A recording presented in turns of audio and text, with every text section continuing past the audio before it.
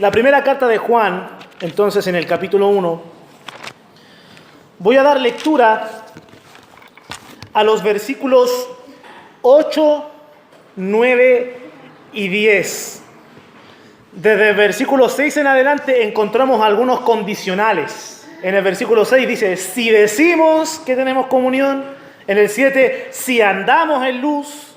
En el 8, si decimos. En el 9, si confesamos. En el 10, si decimos nuevamente.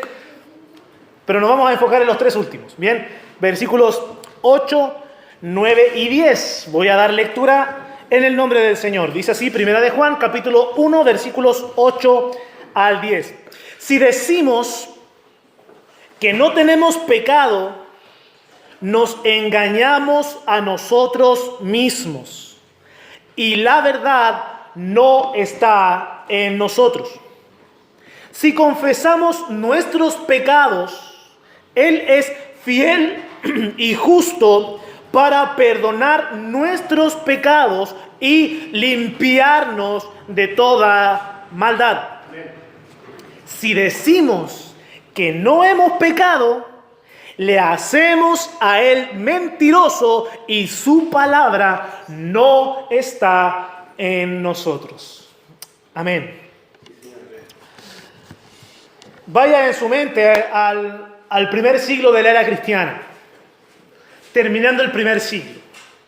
El Señor Jesucristo ya murió, resucitó, ascendió a los cielos y el mensaje del Evangelio comenzó a correr, primero en Jerusalén. Cuando vino la persecución, el Evangelio comenzó a correr a Samaria, a todo Judá, hasta lo último de la tierra.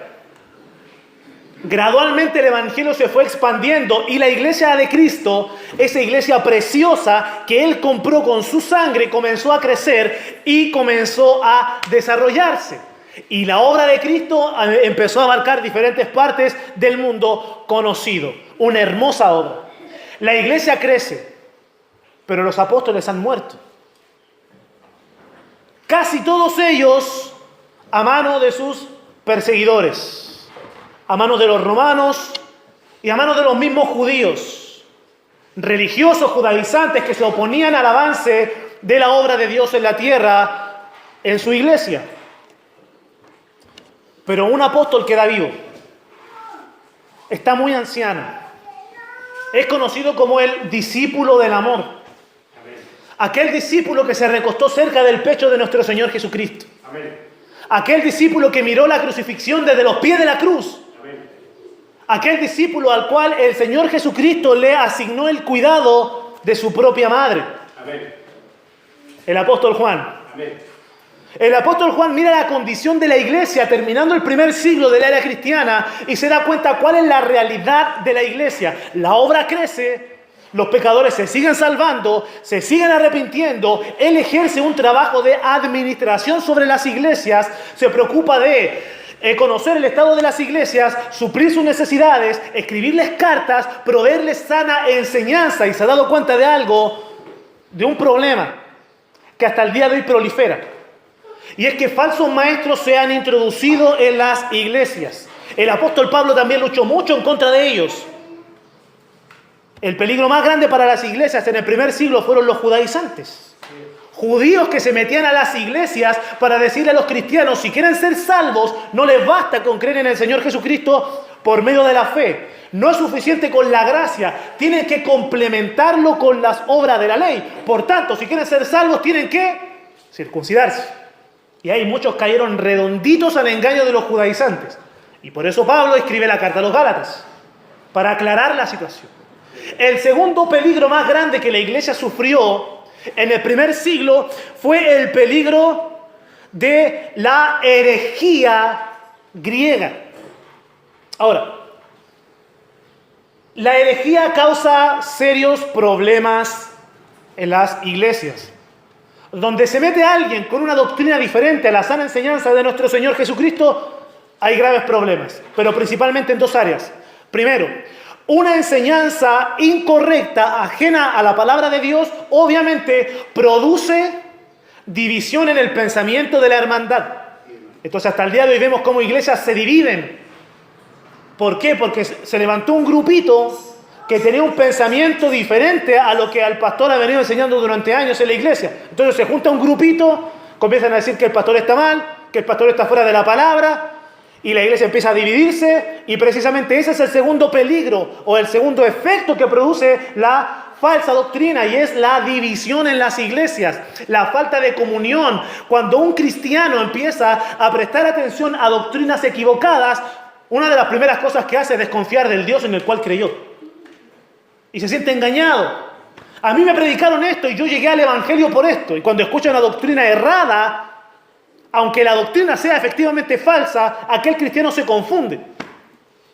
Entonces se aparta muchas veces de la comunión con Dios mismo. Y algo que es igualmente dañino, se aparta de la comunión de la iglesia. Entonces esto es algo que afecta gravemente al apóstol Juan. Una de las doctrinas que se estaba introduciendo a la iglesia cristiana era la doctrina docetista. ¿Qué planteaba esta doctrina? Era una doctrina que tenía su origen en filosofías griegas antiguas. La herejía, o esta doctrina humana, planteaba lo siguiente. El Señor Jesucristo era parte material y parte inmaterial. Hasta ahí todo bien, lo hemos estado aprendiendo en la escuela bíblica dominical. Sin embargo, planteaba esta teología errada, doctrina humana, que la parte física del Señor Jesucristo no era real. Era como un fantasma que se hizo visible. Y por eso pudo desarrollar su ministerio aquí en la tierra. Filosofías que se derivaban de un pensamiento griego humano. Una de las herejías era esta, y dividía las iglesias. ¿Por qué? Porque si le quitamos un atributo a nuestro Señor Jesucristo, ya su obra expiatoria se ve afectada, y si la obra expiatoria se ve afectada, nadie puede salvarse. Serios problemas. El apóstol Juan escribe este párrafo, 1 de Juan capítulo 1, versículos 8 al 10, con el siguiente y doble propósito. Primero, hacer un llamado a los cristianos a que retornen a la comunión evangélica. Que la comunión que tenemos es en base al evangelio de Cristo. Y esta comunión primeramente es con el Padre. Y se va a encontrar con esa declaración aquí en la carta de 1 de Juan. Entonces Juan hace un llamado. Vuelvan a la comunión con Dios. Porque si ustedes vuelven a la comunión con Dios, van a volver a la comunión con los hermanos. Y se da cuenta usted que la carta, 1 de Juan, es una carta sumamente íntima, sumamente familiar. Y entonces el apóstol Juan habla a los hermanos, a los hijos, a los hijitos de Dios. Porque ese es el corazón pastoral de Juan. Ve a la iglesia como una tierna familia. Se dice que 1 de Juan es el segundo escrito de la Biblia con el mayor grado de intimidad. El primero es Cantares, que hace alusión al matrimonio. La segunda es 1 de Juan, que hace alusión a la familia.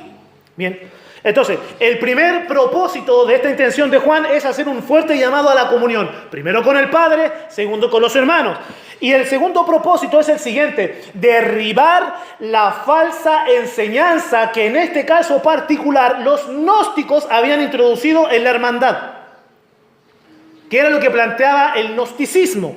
Planteaba lo siguiente: la carne es mala. La carne es corrupta. Lo físico es pecaminoso. Pero lo interno, lo inmaterial, lo espiritual es limpio, es puro, es incorruptible, es inmarcesible. Por tanto, como lo espiritual no puede mancharse con el pecado, aquel que ha sido salvado puede pecar todo cuanto quiera con su cuerpo, no importa lo que haga con su carne, porque al fin y al cabo la carne siempre es mala y el espíritu siempre es puro y es limpio. Por tanto, si yo peco con mi cuerpo siendo salvo, no hay necesidad de arrepentirme de mis pecados, no hay necesidad de confesar mis pecados, no hay necesidad de llorar por mi pecado, porque al fin y al cabo nada de lo que yo haga con mi cuerpo afecta lo espiritual. En tiempos modernos alguien podría decir mentira del diablo, porque efectivamente es así. Por eso Juan escribe esto. Porque Juan sabe que si un cristiano incurre en pecado y deja de venir en comunión al Señor, ¿qué ¿qué va a suceder con él? Va a ser presa fácil. Va a ser presa fácil de Satanás. Por eso Juan escribe este párrafo enfocándose en aquel perdón cotidiano que el cristiano necesita. Le voy a decir algo, usted a diario, amado hermano, necesita mantener comunión con el Señor por medio de la oración. Y en esa comunión íntima, en la oración, usted necesita orar según el modelo que nuestro Señor Jesucristo dejó. Perdónanos nuestras faltas, perdónanos nuestros pecados. Entonces Juan enfatiza ese momento, esa instancia en la cual el cristiano necesita confesar su pecado a Dios. Por eso habla de las dos partes que interactúan en el acto del perdón de Dios. Y habla acerca del cristiano y habla acerca de Dios. Y vamos a ver ciertos aspectos que Juan quiere enseñarnos acerca del cristiano en este acto de confesión y Dios perdonando el pecado del cristiano. Bien, ¿qué es lo primero que Juan quiere enseñarnos al hablar del cristiano? Bueno, él está interesado en que nosotros sepamos que un cristiano es una persona que ha sido salvada por Jesús. Ahora, en la carta, en Primera de Juan, hay muchos pasajes, muchos versículos que nosotros pudiéramos considerar para examinarnos a nosotros mismos y ver si verdaderamente somos salvos. Pero uno de ellos, y que me pareció bastante adecuado, es Primera de Juan 5.1. Así que dele vuelta a la página y ahí en Primera de Juan 5.1 dice lo siguiente. Todo aquel que cree que Jesús es el Cristo es nacido de Dios. Y todo aquel que ama al que engendró, ama también al que ha sido engendrado por él. Aquí encontramos tres características hermosas y sobresalientes en todo aquel que verdaderamente puede ser llamado cristiano. Todo aquel que verdaderamente ha creído en el Evangelio. La primera característica de un cristiano genuino es que ha nacido de nuevo. Por eso dice acá, todo aquel que cree que Jesús es el Cristo es nacido de Dios. En lo particular, yo me considero un predicador del nuevo nacimiento. Usted me ha escuchado varias veces usar ese término. Y creo que voy a seguir usando el término hasta el fin de mis días, como predicador. Porque es necesario siempre dejar bien claro y bien establecido que ningún pecador puede ser salvo por medio de sus obras, sino que los pecadores son salvos por medio de una obra divina.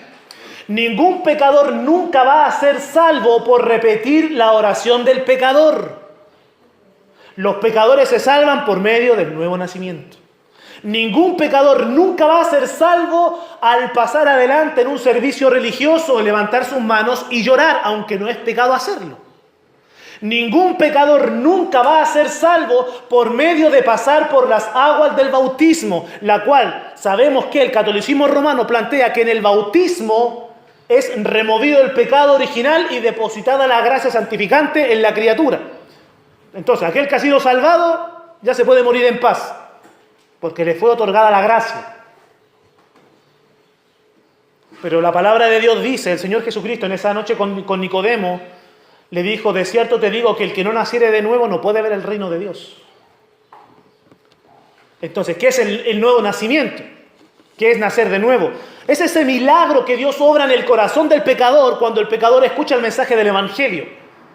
Por eso Hechos 16 dice que había una mujer escuchando a Pablo y que vino Dios y que cambió su corazón, abrió su corazón para que ella pudiera estar atenta al mensaje del apóstol. Entonces el nuevo nacimiento es ese milagro espiritual en el cual el Espíritu Santo viene al pecador, cambia su interior de tal manera que el pecador comprende el Evangelio, ve a Cristo, ve su gloria, se arrepiente de sus pecados y dice, yo creo en el Señor. Cuando el pecador hace eso es porque Dios ya cambió su corazón. Entonces, después el pecador o hace una oración, o se bautiza después, empieza a ir a la iglesia, empieza a leer la Biblia. Pero después de que Dios ha obrado ese nuevo nacimiento. Y encontramos esa realidad en diferentes pasajes de la palabra de Dios. Por eso, 1 de Juan 4:7 dice aquí mismo: amados, amémonos unos a otros, porque el amor es de Dios. Todo aquel que ama es nacido de Dios y conoce a Dios. Aquel que no ha nacido de nuevo, como ya ha sido enseñado, no conoce a Dios. Puede saber de Dios, pero no le conoce. A todos aquellos que no han experimentado ese milagro llamado nuevo nacimiento, a ellos Dios le va a decir: apartados de mí, hacedores de maldad, nunca os conocí. Pero aquel que conoce a Dios es aquel que ha nacido de nuevo. Siguiente característica: un verdadero cristiano es aquel que cree en Jesús. Por eso dice: todo aquel que cree que Jesús es el Cristo es nacido de Dios. Un genuino cristiano, y ponga atención a esto, cree en Jesús.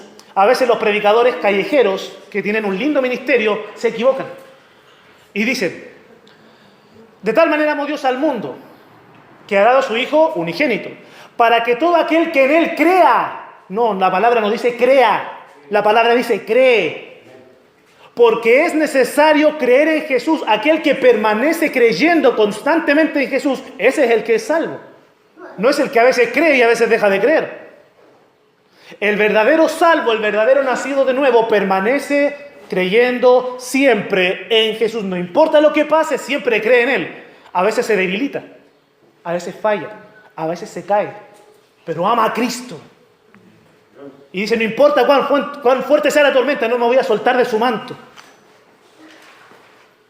Permanece con su fe en Jesús. Por eso dice el mismo Juan, pero en el Evangelio, dice que los que le recibieron, a los que creen en su nombre, los que viven creyendo en Cristo, ellos son los que han nacido de nuevo, los que han recibido a Jesús en su vida. Tercera característica de un verdadero cristiano, de un verdadero convertido, es que el verdadero salvado ama al Padre, pero lo ama por medio del Hijo. Por eso dice Juan: todo aquel que ama al que engendró, ama también al que ha sido engendrado por él. Los judíos que escucharon las enseñanzas de Cristo, muchos de ellos cometían un grave error.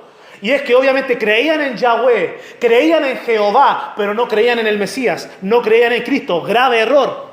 Porque como estuvimos mencionando en la escuela dominical, el Señor Jesucristo vino a mostrarnos al Padre.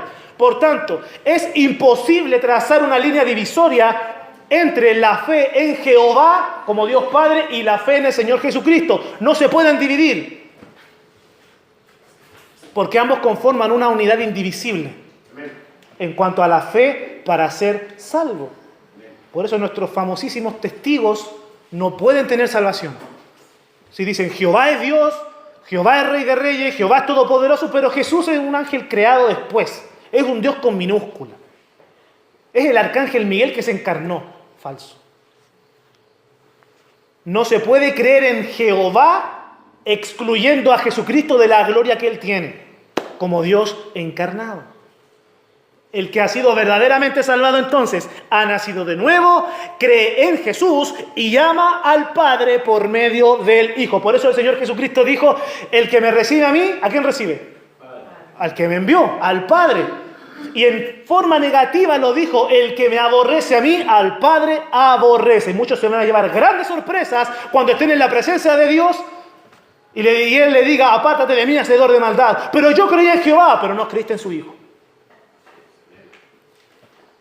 Grandes sorpresas, muchos se llevarán. Juan también está interesado no solamente en que sepamos que un cristiano es alguien que ha sido salvado, sino que Juan quiere que estemos plenamente conscientes de que un verdadero cristiano es propenso a pecar. Entonces, si usted decía: no, yo nunca peco, no, la palabra de Dios dice que tanto usted como yo somos propensos a pecar. Entonces, el apóstol Pablo habló de esto muy claramente.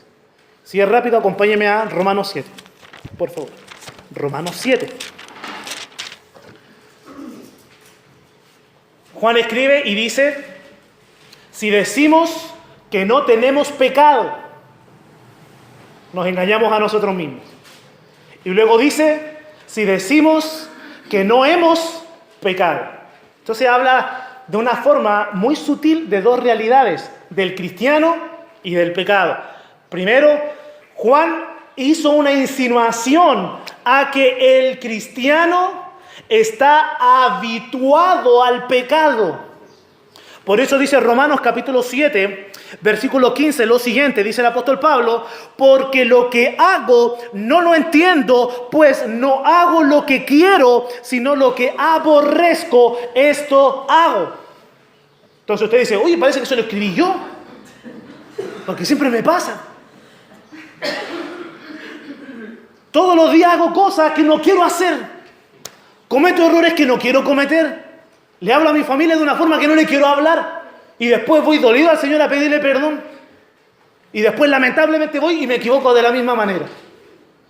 ¿Por qué sucede eso? Nos dice la palabra de Dios que nuestra carne está habituada al pecado. Nuestra carne está tan viciada con el pecado, está tan acostumbrada que lo que hace es pecar. Porque se deja llevar por la misma naturaleza pecaminosa y muchas veces por el ambiente. Entonces usted ama a Cristo con todo su corazón, con toda su mente, con toda su alma, con toda su vida, pero muchas veces usted se encuentra en un ambiente que no honra a Dios y usted se encuentra a veces riéndose de las cosas que los demás están riendo. Y lamentablemente muchas veces comentando cosas que otros están comentando, pero que usted sabe que está mal y a usted le duele cuando lo está comentando, en caso de que usted haya sido salvado. ¿Por qué? Porque nuestra carne está habituada al pecado y esa es la primera evidencia que Juan menciona para mostrar que realmente el cristiano peca. Estamos habituados al mal, pero el problema del pecado es mucho más serio, es mucho más profundo. Juan dice: si decimos que no tenemos pecado, nos engañamos a nosotros mismos. ¿A qué está haciendo alusión? Está haciendo alusión a la otra realidad que el apóstol Pablo hace mención en este mismo pasaje. A la realidad de que el cristiano está inhabitado por el pecado. Dice ahí Romanos capítulo 7, versículos 17 y 18. De manera que ya no soy yo quien hace aquello, sino el pecado que mora en mí.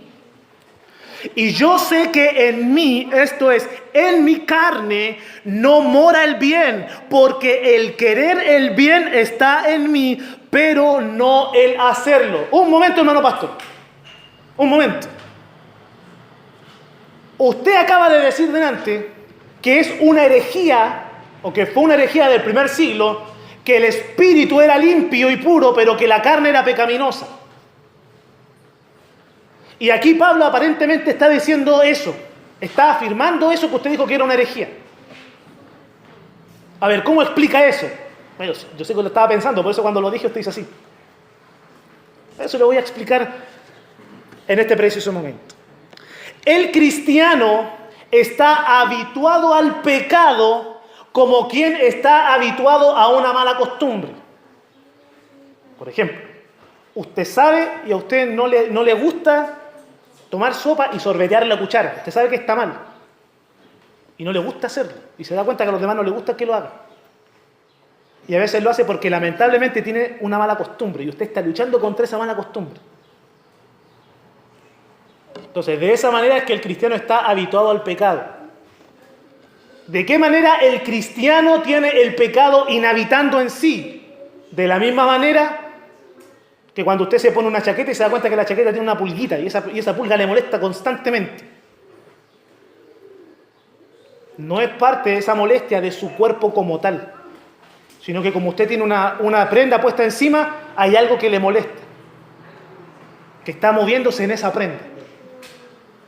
El apóstol Pablo está diciendo aquí lo siguiente: el espíritu y la carne no son esencialmente malos. Porque cuando Dios creó a Adán, allá en el jardín del Edén le dio un cuerpo físico y el cuerpo no tenía pecado. Pero ¿qué fue lo que ocurrió? Después de la caída, el pecado fue insertado en la raza humana.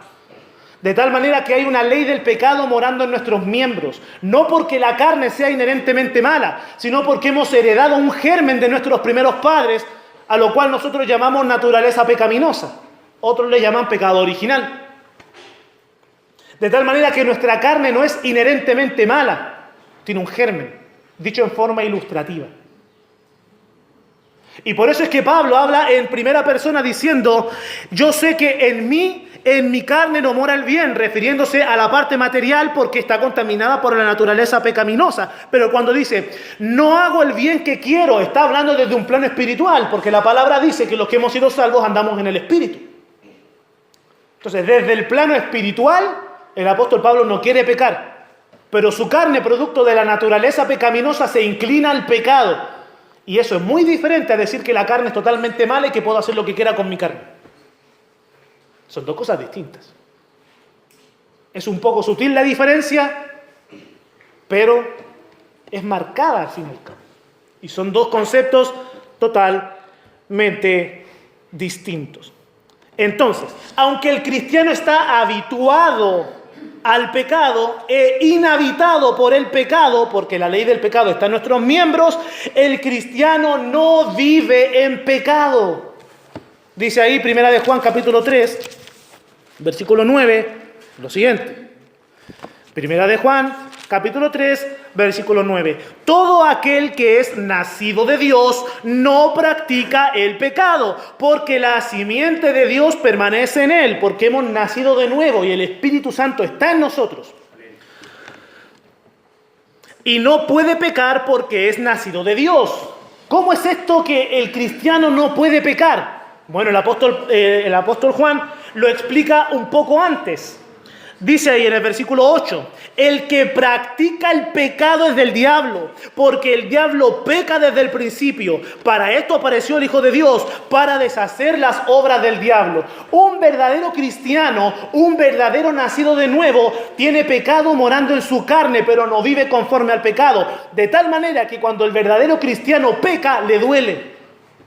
Cuando el que no ha nacido de nuevo peca, se siente orgulloso. Cuando el verdadero cristiano peca, viene a pedirle perdón a Dios. Cuando el que no ha nacido de nuevo peca, busca cómo acallar su conciencia, pero no tiene la necesidad de pedirle perdón a nadie. Entonces, el verdadero cristiano no vive en pecado, no anda fabricando pecado, no disfruta el pecado, no ama el pecado, no desea el pecado. Quien hace todas estas cosas es pertenencia de Satanás. Por eso dice que el que practica el pecado es del diablo. Bien. Por eso ya lo he dicho antes, pero creo que esta frase aclara mucho el caso. Un verdadero cristiano comete pecado de vez en cuando. Alguien que no ha sido salvado practica el pecado como un deporte. Y eso es distinto. Bien. El punto es que Juan quiere que quede bien clarito que todo cristiano es propenso a pecar por esta realidad espiritual que le he mencionado. El apóstol Juan intenta comunicarle a sus primeros lectores que el cristiano no debe negar su propensión al pecado. Es decir, en el cristianismo no existen los Superman. No existen los superhombres, no existen los Christianator. En el Evangelio todos somos propensos a las debilidades.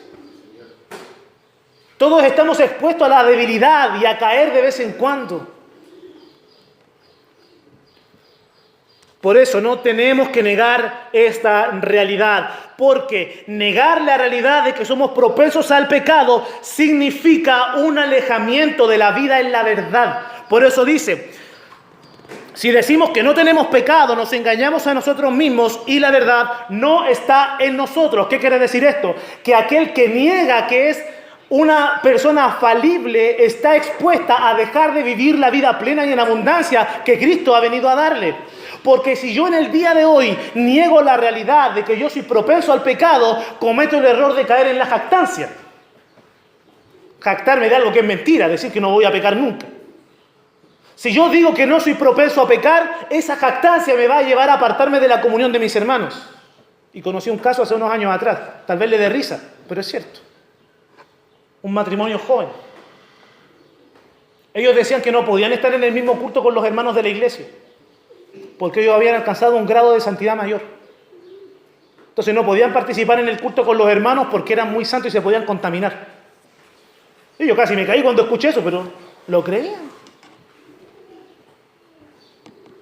Entonces aquel que niega su debilidad y su flaqueza está propenso a perder comunión con los hermanos. Y eso es precisamente lo que Juan quiere evitar.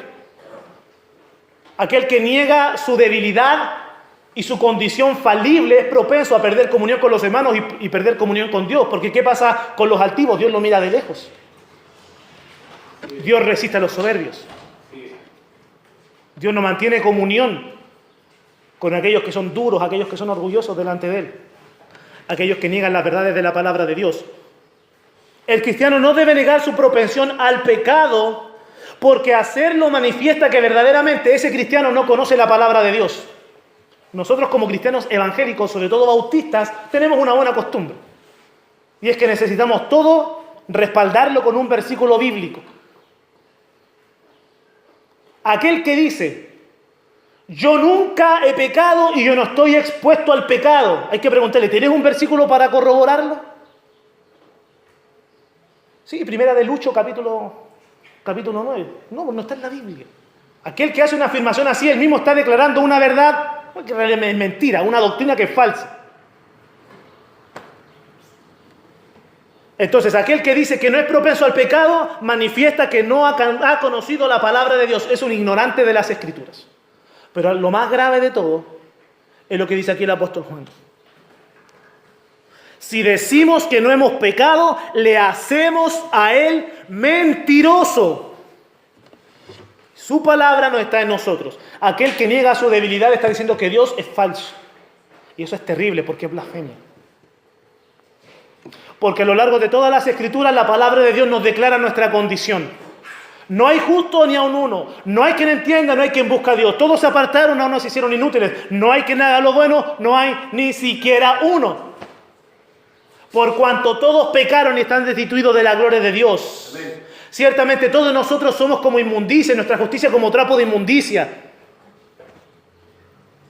Entonces la palabra de Dios está llena de pasajes que nos hablan de la condición pecaminosa del ser humano. Aquel que niega su condición de debilidad hace de Dios un mentiroso y eso es un problema serio. Bien, eso es lo que Juan quiere transmitirnos acerca del cristiano como tal. Pero Juan también está ocupado en hablar acerca de Dios.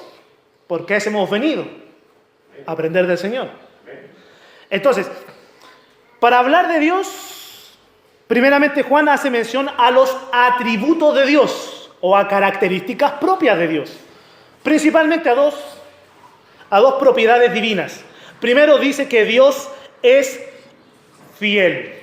Y precisamente, yo sé que estaba en los planes del Señor porque no en los nuestros, delante entonamos un hermoso canto.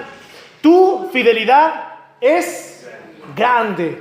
Tu fidelidad incomparable es. Nadie como tú, bendito Dios, porque la fidelidad de Dios le hace resaltar como un ser único y exclusivo. No hay nadie como Él, porque Él es fiel. Y si nosotros fuésemos infieles, Él permanece fiel.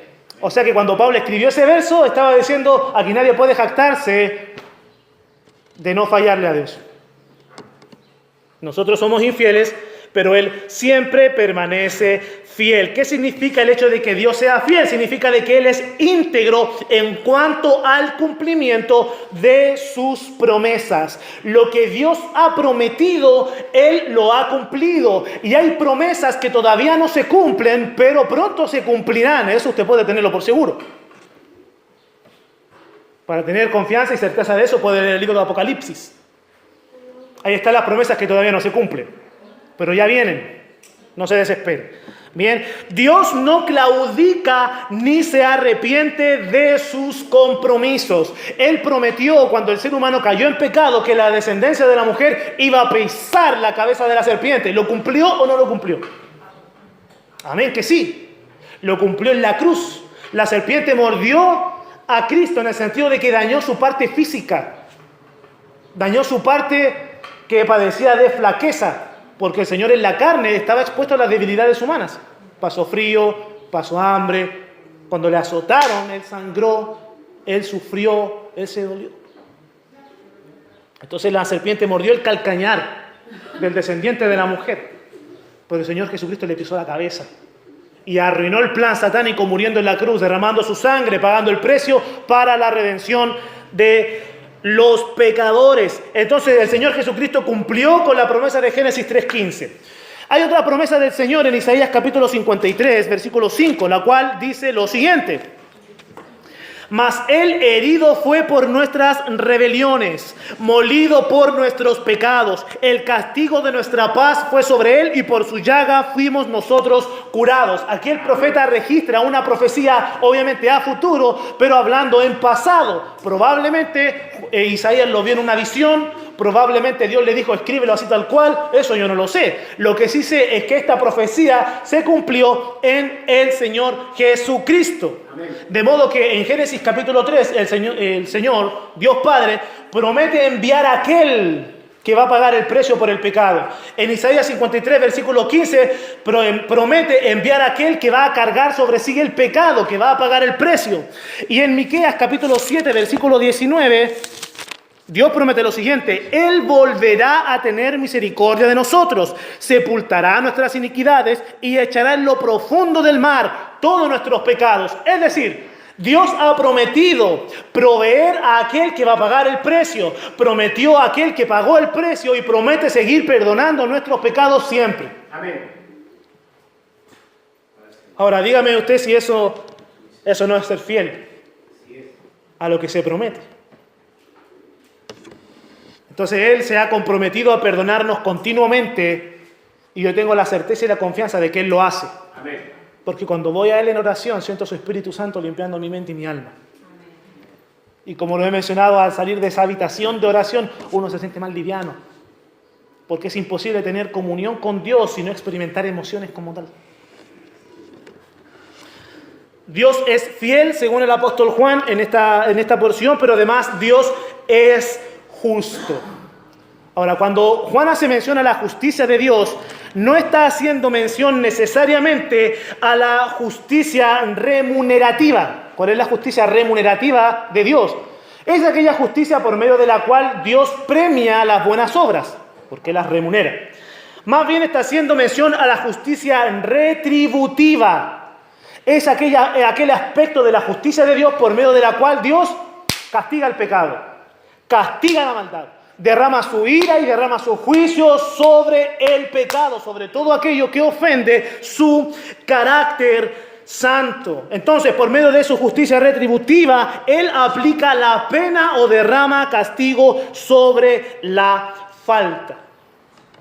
Por eso le voy a decir algo, mi amado hermano: no hay ningún pecado que se haya cometido, ni antes, ni hoy, ni mañana, que no vaya a quedar sin una justa retribución. A Dios no se le escapa ninguna. Ahí se van los amenes. ¿Por qué razón? Porque es duro escuchar esto. Y nos asusta un poco. Pero está bien. Porque hay que temer a Dios y darle gloria. Pero ningún pecado va a quedar sin el castigo de Dios. Ahora usted dirá: hermano pastor, por favor no me asuste, porque el día de hoy ya he cometido como 300 pecados. Y es así, porque todos pecamos muchas veces, dice la palabra. Entonces, ¿qué pasa con esta realidad? Dios es fiel y es justo, y la palabra dice que Dios va a dar a cada uno conforme a sus obras. Y si Él dice eso en su palabra, entonces Él lo va a hacer. Si el mensaje queda aquí, amados hermanos, nos vamos a nuestras casas sin esperanza. Pero gloria a Dios que el apóstol Juan no paró su pluma en ese momento, sino que siguió escribiendo. Dice que Él es fiel y justo para perdonar nuestros pecados. ¿En qué consiste el perdón de Dios? Dista mucho del perdón que podemos dar nosotros. Cuando Dios perdona, Dios hace lo siguiente. Dios toma el pecado, Dios toma la culpa, Dios toma la transgresión y Él la remueve. Él la quita. Ese es el perdón divino. Por eso, aquellos a los cuales Dios perdona son bienaventurados. Porque el ser humano intenta llegar a Dios, pero no puede porque el pecado es una barrera, según Isaías. Entonces lo que hace Dios es remover el pecado de tal manera que el pecador tiene acceso a Él. Por eso el Salmo 32 dice que es bienaventurado aquel que ha sido perdonado por Dios. El punto es el siguiente: ¿qué pasa con esa carga, ese pecado que se quita y que se echa a un lado?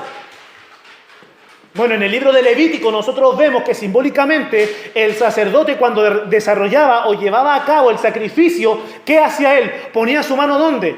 en la cabeza del animalito. Y luego, ¿qué hacía? Degollaba al animalito. ¿Por qué razón? Porque cuando él imponía su mano sobre la cabeza de aquel animal, de aquel becerro, o de aquel carnero, o de aquella oveja, lo que hacía era transmitir simbólicamente el pecado de aquel que estaba ofreciendo el sacrificio sobre el animal. Y una vez transmitido ese pecado, una vez removido el pecado, se aplicaba la culpa.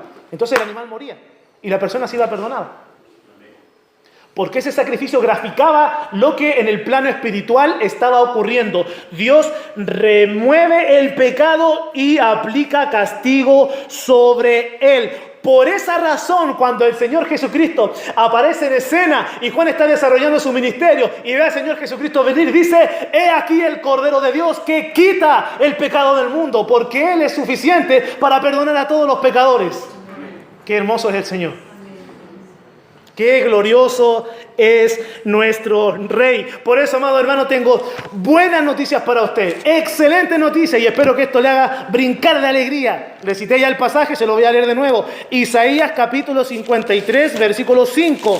Martín Lutero decía que este capítulo, Isaías 53, todo cristiano debe memorizarlo. Yo ya lo hice. Espero que usted también lo haga. Isaías 53, 5. Voy a leer el 4 y el 5. Dice: ciertamente llevó Él nuestras enfermedades y sufrió Él nuestros dolores. Y nosotros le tuvimos a Él por azotado, por herido de Dios y abatido. Es decir, los pecadores ven a Cristo y dicen: Dios lo está castigando a Él. Lo que dijeron los judíos. Dios le está castigando a Él por hacerse llamar el Mesías. Dios lo está castigando a Él por hacerse hijo de Dios. Dios lo está castigando a Él porque Él dijo ser Dios. Pero ¿cuál era la realidad del caso? Versículo 5. Mas Él herido fue por nuestras rebeliones. Dios no estaba moliendo a su propio Hijo por el pecado del Hijo, sino que el Hijo estaba llevando nuestra culpa, nuestra maldad. Él fue herido por nuestras rebeliones, molido por nuestros pecados. El castigo de nuestra paz fue sobre Él, y por su llaga fuimos nosotros curados. Amén. Nuestra carga, nuestro pecado, nuestra iniquidad, nuestra maldad fue puesta sobre el Hijo, y estando sobre el Hijo, Dios dejó caer su ira sobre Él. De manera que Dios remueve nuestro pecado y lo pone ahí. Qué tremendo es nuestro Señor. Esa es la razón, mi amado hermano, de por qué el día de hoy usted comete una serie de pecados y usted, con un corazón contrito y humillado, usted va a la presencia del Señor en oración, y le voy a decir algo: el Señor perdona todo. Todo, absolutamente todo. ¿Por qué razón? Porque el sacrificio de Cristo fue suficiente. Algunos dicen: es que Dios no me va a perdonar este pecado. Decir eso es decir que el Hijo no es suficiente. Decir eso es decir que Dios mintió cuando profetizó esto. Decir que Dios no puede perdonar un pecado es decir que Juan el Bautista mintió cuando dijo: he aquí el Cordero de Dios que quita el pecado del mundo. Decir que hay un pecado que Dios no puede perdonar es decir que el apóstol Juan mintió cuando escribió este primer capítulo. Yo creo que dijeron la verdad. Por eso tengo esa confianza de que cuando voy al Señor en oración, Él me perdona todo. Absolutamente todo, porque Dios desde antes vio todos mis pecados, vio toda mi inmundicia, vio toda mi maldad, toda mi corrupción, toda mi perversión, y Él la puso sobre su Hijo y castigó el pecado en el Hijo. De tal manera que el Señor Jesucristo lo que hizo fue una muerte sustitutiva, y Él llevó mi maldad. Y yo vivo para Él y le amo con todo mi corazón. Porque sé que lo que me está diciendo aquí es la verdad. Entonces, Él es fiel y justo para perdonar nuestros pecados. Note, el perdón de Dios no consiste en tomar un borrador y simplemente borrar lo que está escrito en la pizarra. Ese no es el perdón de Dios. Dios es fiel y justo porque hay todo un sistema de doctrina, los atributos de Dios funcionando, el sacrificio de Cristo siendo realizado, siendo consumado, la muerte de Cristo en la cruz, luego su resurrección, su ascensión. Hay todo un sistema, toda una economía que el Señor ha llevado a cabo para lograr nuestro perdón. No es cualquier cosa, hermano. No es cualquier cosa el perdón de Dios para nosotros. Y dice, por eso la palabra, que Dios es fiel y es justo para perdonar nuestros pecados, pero algo más: y limpiarnos de toda maldad. ¿Cuál es la diferencia entre perdonar y limpiar? En que perdonar es remover la falta, remover la culpabilidad, remover el pecado. Limpiar es proveer una nueva conciencia, proveer una nueva vida, proveer un nuevo testimonio. Por esa razón, cuando el Señor Jesucristo viene a la tierra, no solamente en el plano espiritual e invisible, Él perdona los pecados del paralítico. No solamente en el plano espiritual e invisible, Él perdona a la mujer que derrama el perfume sobre Él, sino que públicamente el Señor Jesucristo les dice: tus pecados te son perdonados.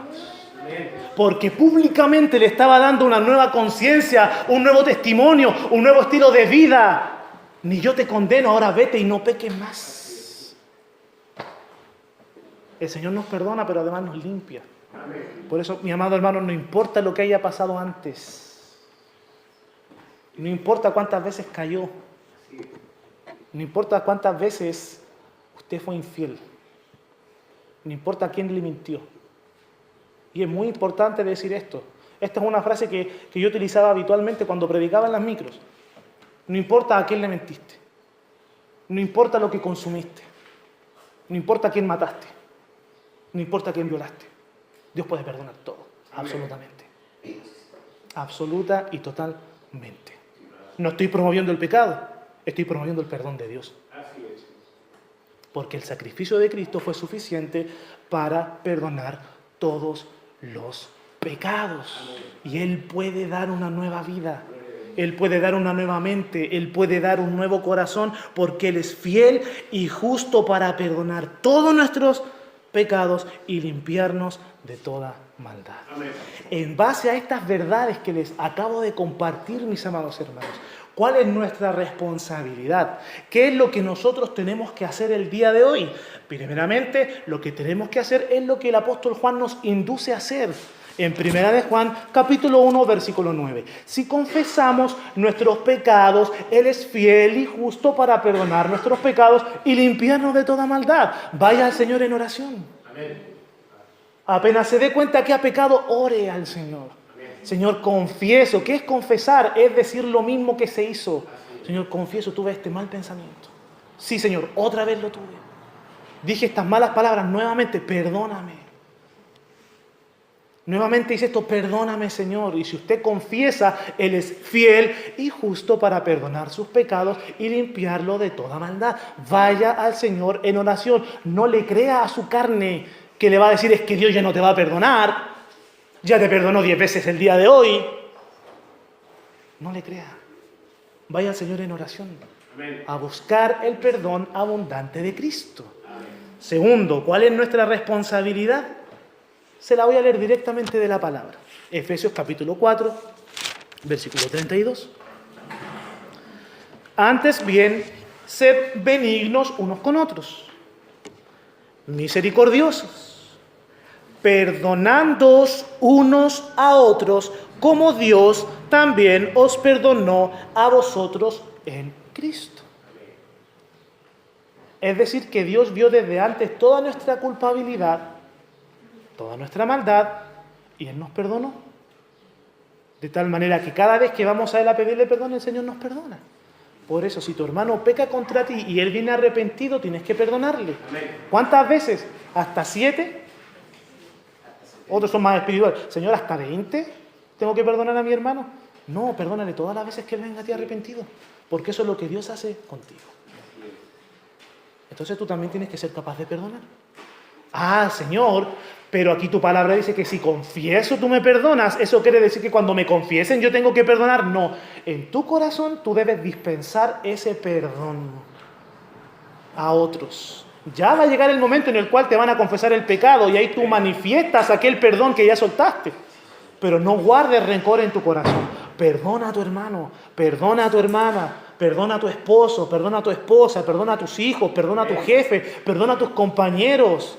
Perdona, porque eso es lo que Dios ha hecho contigo. Señor, es que me hirieron mucho, tú me has herido más, dice el Señor, y yo te he perdonado todo. Ahora tú perdona a tu prójimo. Cuando a usted se le olvida sacar la basura y el camión pasó, y esa bolsa está ahí en la cocina o en el patio, el primer día pasa inadvertido. El segundo o tercer día se nota que hay una bolsa con basura ahí. Amado hermano, saque la basura. Saque la basura. Le va a hacer muy bien. Tercera responsabilidad, en base al mensaje que hemos escuchado. Carta de Santiago, capítulo 5.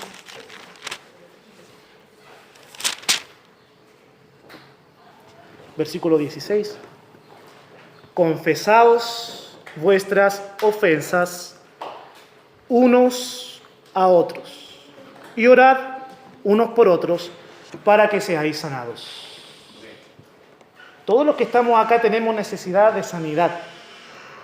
Todos nosotros los que estamos acá necesitamos considerar esta doctrina del perdón de Dios y aplicarla a nuestra vida.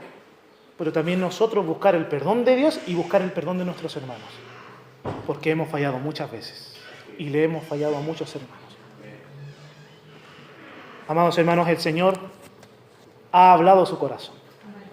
Por eso creo que está de más incluir una conclusión en este sermón.